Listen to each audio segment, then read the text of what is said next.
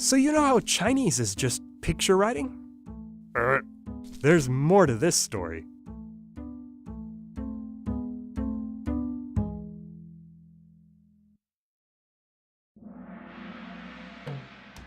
Like all of the world's earliest writing systems, Chinese characters start out as symbols that stand for words. A rice paddy, a person, a tree.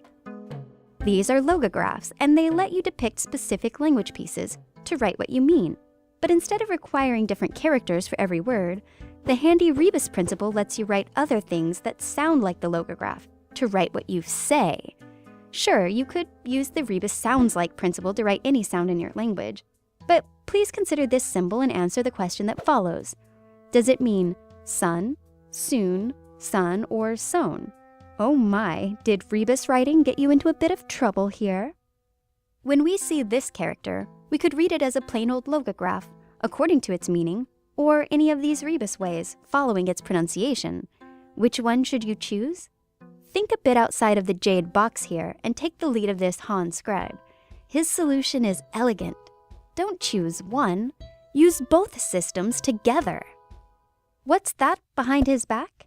Is that a, oh yeah, major moments in the history of writing? So here's the logograph for horse, but it also sounds the same as the word for ant. So the rebus principle lets us write them both with the same glyph.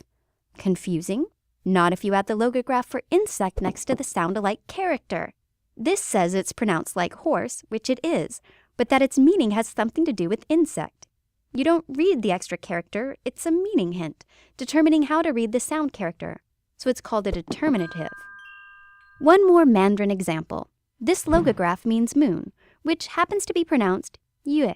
Using rebus writing, yue also means amputate your feet. Incidentally, the word key is pronounced the same way. Same problem, but nothing a couple determinatives can't fix. Add the determinative for metal to this character.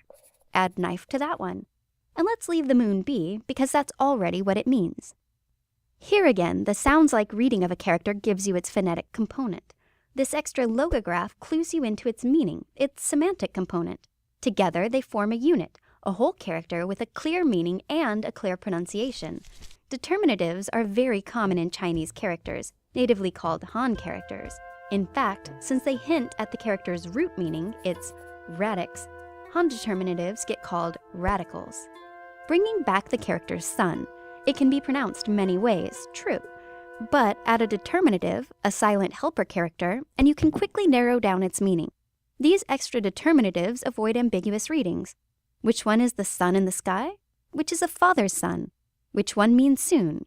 Too easy. There's something else to learn from this quiet scribe. He's using radicals to clean up some ambiguity, but even he knows that context matters. He won't spell everything out for you every time. Sometimes this character means for, as in, this is for you. Other times it's the verb supply. He's balancing this tension in the history of writing between what's easy on the reader, who needs more information to interpret the words, versus what's easy on the writer, who typically knows what he means when he's writing it. Plus, hand cramps. The choice of leaving in or leaving out helpful information isn't simply about clarity and laziness. It's aesthetic. Throughout the history of Chinese calligraphy, from oracle bones to the rough cursive script, stylistic choices are made, not just semantic and phonetic choices. Seeing through the calligrapher's eyes, you can find in the history of writing not only a vision of what words and sounds look like, but where words and sounds go and where they stop. When it comes to aesthetic choices and Han characters, none is more fundamental than the decision to arrange character components in blocks. Bonus note, this is definitely not the only time in history that writing gets organized in blocks. So this radical sits on top of this phonetic component in a block, making up one whole character, the character for flower. The ideograph man plus tree, a man leaning against a tree, has two components sitting side by side in a block, and they're the character for rest. And here's one tree in its own block, two trees meaning woods and three trees for forest. Aesthetics aside, what would happen if we took this sounds-like principle a step further and made writing about the sounds? Isn't that a better solution to our soon sun, sown sun problem, and one that doesn't make us memorize tons of characters?